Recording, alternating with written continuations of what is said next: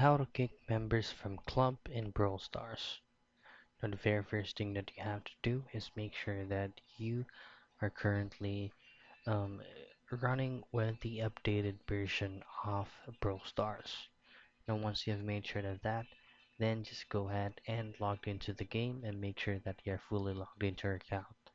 So as you can see, if you head directly to a club section, which is actually located below the French portion right here, you need to have at least 400 trophies for you to be able to unlock these features and join any members or clubs in Brawl Stars. Now, kicking out members in Brawl Stars is very easy.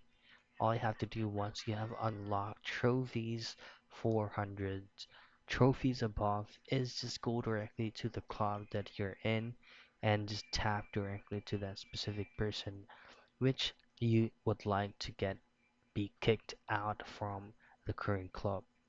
But take note that if you want to kick out certain members from the club, make sure that you are the admin or you are the creator of that certain club or guild. So that's it. That's how you kick guild members from Brawl Stars.